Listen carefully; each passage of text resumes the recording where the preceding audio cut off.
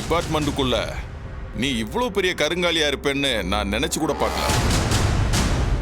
உண்மை குற்றவாளியை பிடிக்க போறேன், பொங்க வைக்க போறேன்னு உதாறு விட்டுட்டு இருந்திய, அது இதுதானா?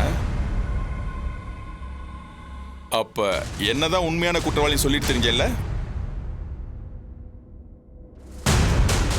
ஏதோ பர்சனல் பகைய மனசுல வச்சுக்கிட்டு என்ன இந்த கேஸ்ல சிக்க வைக்கிறதுக்காக பல வேளையில பார்த்துட்டு இருக்கேல்ல. போஸ்ட்மார்ட்டம், ஃபிங்கர் பிரிண்ட்ஸ் எல்லாம் ரீப்ராசஸ் பண்ணதெல்லாம் என்ன குறி வச்சுதானே? கடைசியில் என்னாச்சு? என் பக்கம் வரலையா நீட்ட முடிஞ்சதா? அதான் இந்த கிரி. சும்மா கோவில்ல வந்து சவால் விடுறது, வீட்டுக்குள்ள வந்து ஊழ விடுறது, இந்த மாதிரி சவுண்ட் தான் உன்னால விட முடியும்.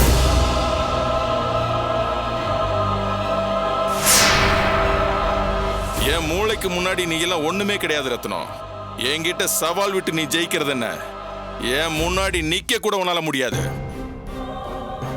நீ எல்லாம் ஒரு புத்திசாலின்னு ஒன்ன போய் ஒரு இன்வெஸ்டிகேஷன் ஆபீசரா போட்டுருக்காங்க பாரு. அத நினைச்சாதான் என் காமெடியா இருக்கு. இத பாருங்க சார், சாட்சிகளை வச்சு நான் யாரை சந்தேகப்படணுமோ அதை தான் செஞ்சிருக்கேன். கிழிச்ச டிபார்ட்மெண்ட்ல இருக்கிற உயர் அதிகாரி மேல மோசமான குற்றச்சாட்டை வச்ச, மோசமான இமேஜ பில்டப் பண்ண பார்த்த என்ன நான் உன் மேல கம்ப்ளைண்ட் கொடுத்தா ஓ நிலைமை என்னாகும் தெரியுமா?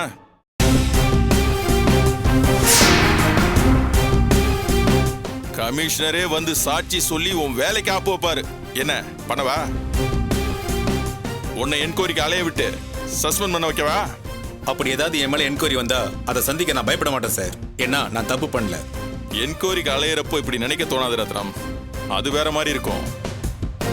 நான் அப்படி டிபார்ட்மெண்ட் ரீதியா அந்த மாதிரி மூவ் பண்ண மாட்டேன். உனக்கு வேணா என் மேல பர்சனல் வெஞ்சன்ஸ் இருக்கலாம், ஆனா நான் உன்னை அப்படி பார்க்கவே இல்லை சார். எனக்கு உங்க மேல பர்சனல் வெஞ்சன்ஸ் எதுவும் இல்லை சார். அதைத்தான் பாப்போன்னு சொல்றேன். எனக்கு எதிராக நேரடியாவே குற்றம் சொல்ல ஆரம்பிச்சிட்டேல்ல, நின்று விளையாட பார்ப்போம். உன்னால என்ன செய்ய முடியுமோ அதை செய். இந்த கிரி கிட்ட மோதி ஜெயிச்சவன் எவனும் இல்லைன்னு நான் நிரூபிக்கிறேன். நேரடியா சவால் விட்டு வேலையை ஆரம்பி ரத்னம். இப்போ சொல்றேன், உன்னால இந்த கிரியோட நிழல கூட தொட முடியாது. பார்த்து பத்திரமா இருந்துக்கோ. வட்டா சார்.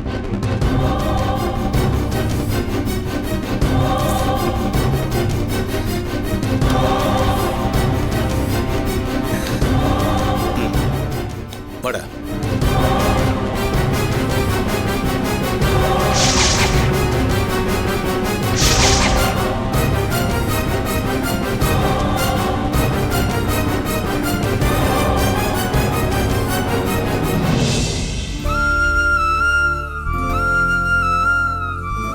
என்ன சம்பந்தி சொல்றீங்க? கல்யாணம் ஆகி இத்தனை நாள் ஆச்சு, இன்னும் 2 பேரும் அப்படியேவா இருக்காங்க? ஆமா சம்பந்தி, அந்த பிள்ளைங்களுக்கு கல்யாணம் ஆனதுல இருந்து எல்லாமே கெட்டதாவே நடக்குது. கல்யாணமே பெரிய சிக்கல்ல தானே நடந்துச்சு. என்ன சொல்றதுன்னு எனக்கு தெரியல. இதோ அக்காவோட வாழ்க்கை வாழாம கிடக்குதுன்னு பூமிகா சொல்றா. அண்ணன் இப்படி தனிமரமா நிக்கிறானேன்னு சரவண சொல்றான். 2 பேரும் சேர்ந்தாதான் நாங்க சேருவோன்னு பூமிகா சொல்றா. எத்தனை சிக்கல தான் என்னால தீர்த்து வைக்க முடியும்? ஏன் சம்பந்தி, நான் வேணா பூமிகா கிட்ட பேசட்டுமா? அவ பிடிவாதமா இருக்கா. நீங்க சொன்னா மட்டும் கேட்கவா போற? அவந்திகா நம்ம வீட்டுக்கு வாழ வந்தாதான் நாங்க 2 பேரும் சேருவோன்னு சொல்றவங்கள என்ன சொல்லி மாத்த முடியும்? என் 2 பொண்ணுங்களோட வாழ்க்கையும் இப்படி அந்தரத்துல நிக்கதே சம்பந்தி. நான் என்ன செய்ய போறேன்? அதுக்காக தான் நான் இங்க வந்தேன். சரியாகும் சரியாகும்னு நினைச்சிட்டே இருந்தா இந்த பிரச்சனை தானா சரியாகாது. நான் நட்ராஜ் கிட்ட பேசினேன். அவ மனசு விட்டு சில உண்மைகளை சொன்னா. அவந்திகா கிட்ட பேசி இதை எப்படி சரி பண்றதுன்னு பார்க்கணும். அதான் வந்தேன். இவகிட்ட பேசி என்ன ஆக போகுது சம்பந்தி? இவளா சேர்ந்து வாழ மாட்டேன்னு சொல்ற? மாப்பிள்ளையோட மனசுதானே மாறணும். இல்ல சம்பந்தி, அவந்திகா கிட்டயும் கொஞ்சம் பேசினாதான் இந்த பிரச்சனை சரியாகும். நான் கொஞ்சம் தனியா இவகிட்ட பேசலாமா? தாராளமா பேசுங்க சம்பந்தி. மாடிக்க கூட்டிட்டு போய் பேசுங்க. அவந்திகா போடி. வா.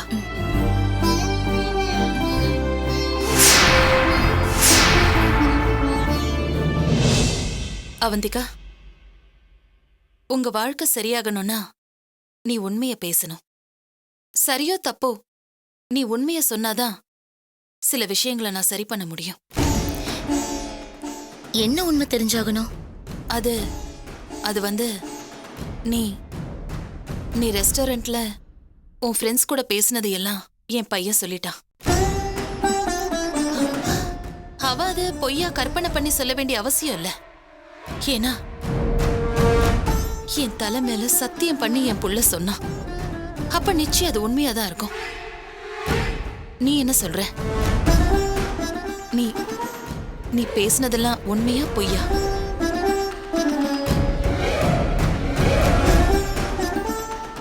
சம்மந்திய காஃபி டீ குடிக்கிறீங்களான்னு கேட்காம விட்டுட்டேனே.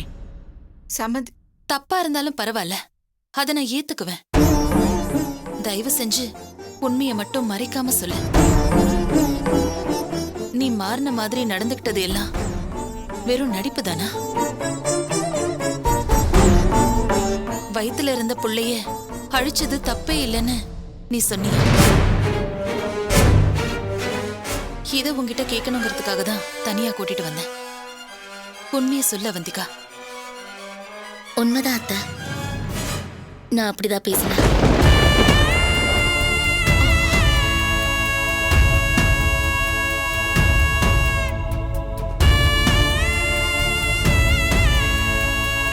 என்னால பொய்யா இந்த மாதிரி நடிக்க முடியல. ரொம்ப இம்சியா இருக்கு. ஏதோ கொஞ்ச நாள் எல்லாரையும் நம்ப வைக்கணும்னு அடக்க ஒடுக்கமா நடிச்சிட்டு இருந்தேன். எனக்கே ஒரு கட்டத்துல அது ரொம்ப எரிச்சலா போச்சு. என்னோட சுபாவம் இதுவா இருக்கிறப்போ நான் ஏன் நடிக்கணும்? அதுவும் இல்லாம எப்போ நட்ராஜ் என்ன மறுபடியும் வீட்டுக்கு கூட்டிட்டு போக சம்மதம்னு சொன்னாரோ அப்பவே நடிக்க வேண்டியதுக்கு அவசியம் இல்லாம போயிடுச்சு. அதனாலதான் ரெஸ்டாரண்ட்ல என் ஃப்ரெண்ட்ஸ் முன்னாடி நான் உண்மையை சொன்னேன்.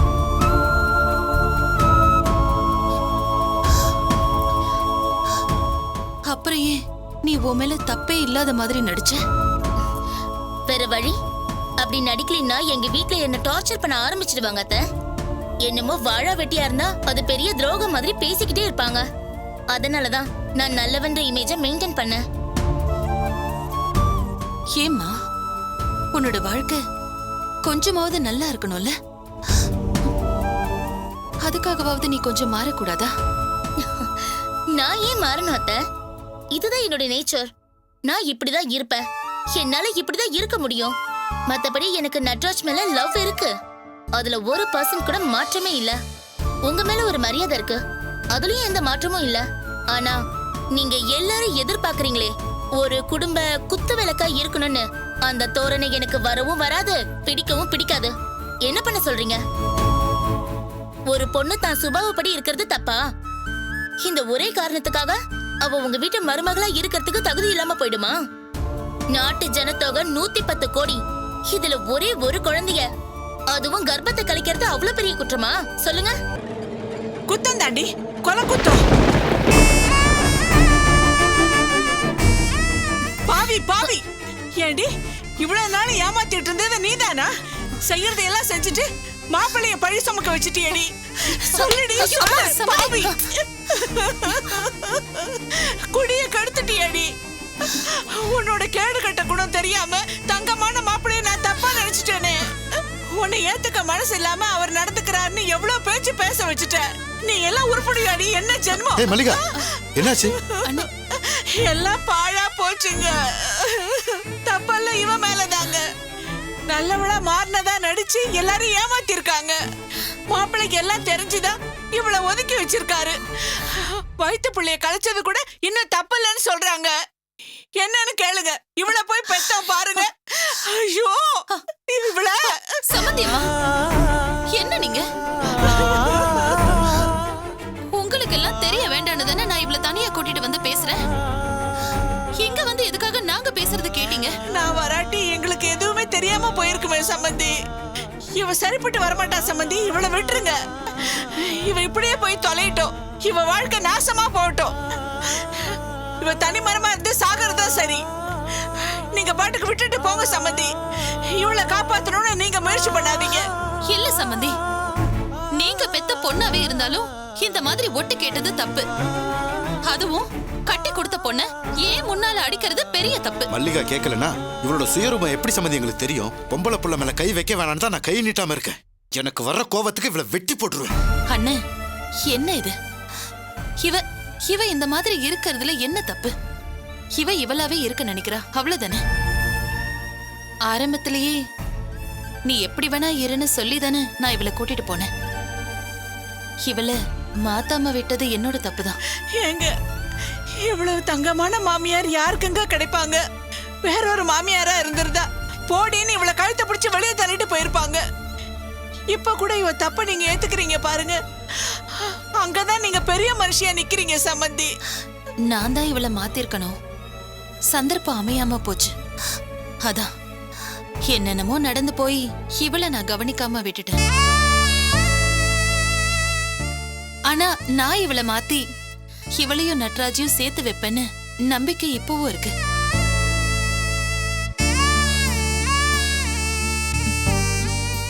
நீங்க 2 பேரும் கவலைப்படாதீங்க. இதுக்கு மேல இவ என்ன சொன்னாலும் எங்களுக்கு நம்பிக்கை வராது சம்பந்தி. நீங்க என்ன செய்யணும்னு சொல்லுங்க, நாங்க அதை அப்படியே செய்யறோம்.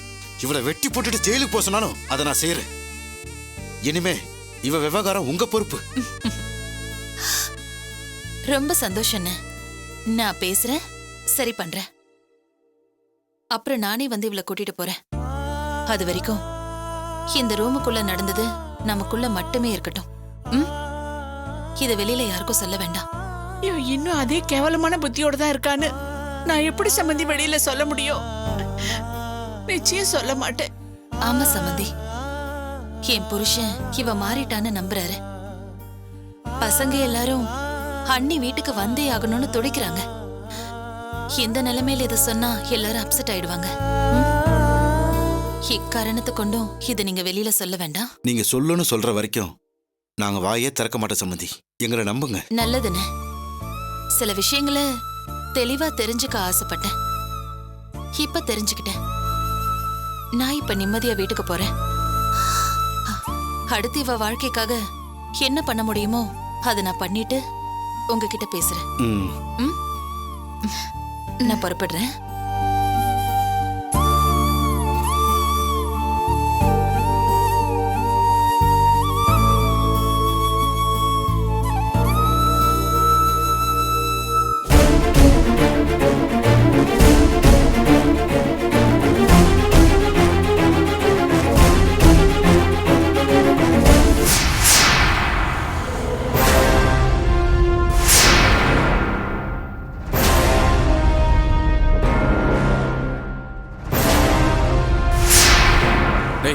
அத வரான் பாரு, அவன் தான் பிரபா. ஒண்ணு அவன் கையெடுங்க, இல்லன்னா தலை எடுத்துட்டு வாங்கடா.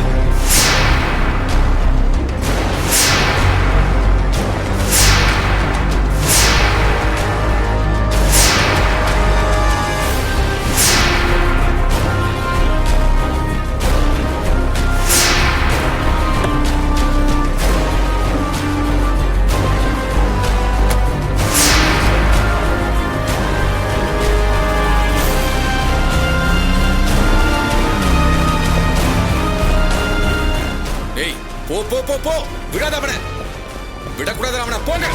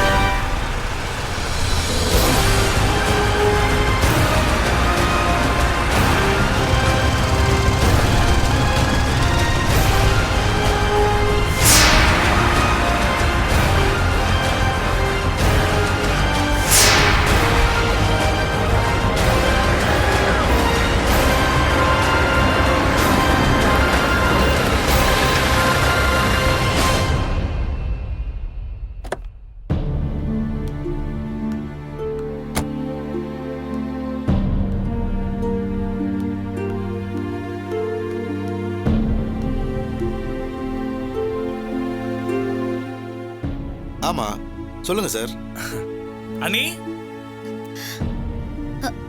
வாங்க மாப்ள. வா பிரபா. ஆமாரா. அடடே, வாங்க தம்பி. என்ன இந்த பக்கம்? ஒன்னும் இல்ல அத்தை, அண்ணியை பார்த்து கூட்டிட்டு போக தான் வந்தேன். அண்ணி வாங்க போலாம். எங்க பிரபா? எங்கயா?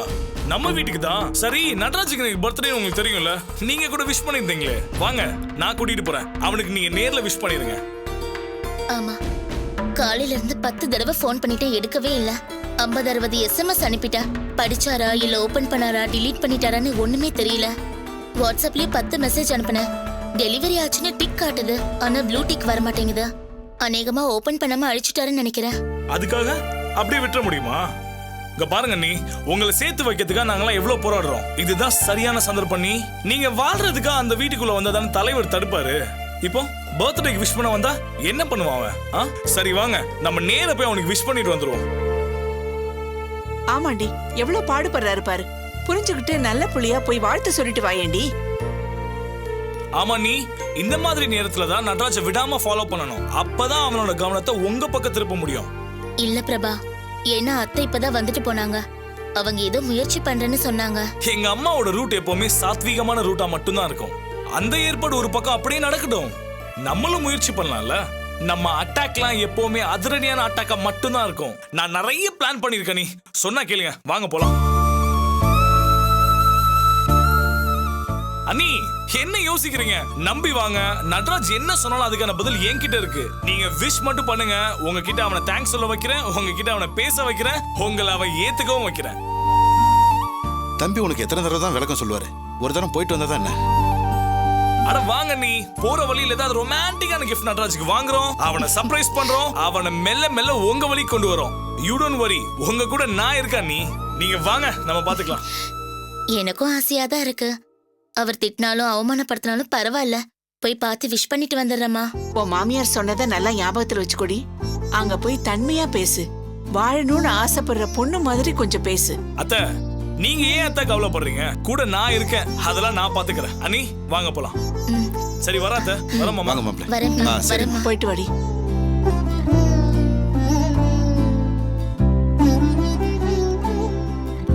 போயிட்டு வந்துடுறேம்மா. சரி, போயிட்டு வர அத்தை.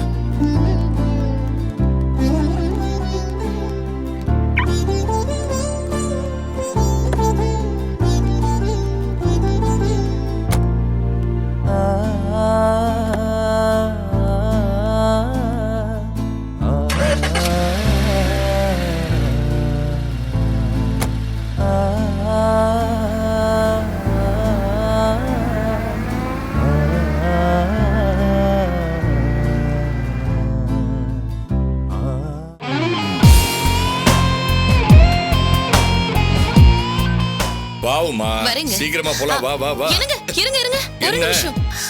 நானே உங்ககிட்ட ரொம்ப நாளா சொல்லணும்னு நினைச்சேன். இவ்வளவு நாளா பிரியமானவள் பாக்குறீங்கல்ல, சப்ஸ்கிரைப் பண்ண கூடாதா? எப்படின்னு கேக்குறீங்களா? கீழே சப்ஸ்கிரைப்னு ஒரு பட்டன் இருக்கு, அத பிரஸ் பண்ணுங்க போதும்.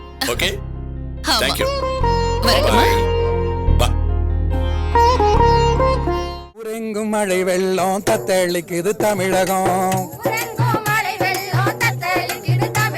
இது யாரோட குத்தமின்னு கேட்காதே சிறைவாசம். சாக்கடை வீட்டுக்குள்ளே போக்கிடம் எதுமில்ல. பார்க்க வந்த அம்மாவோட காரு கூட நனையவில்லை.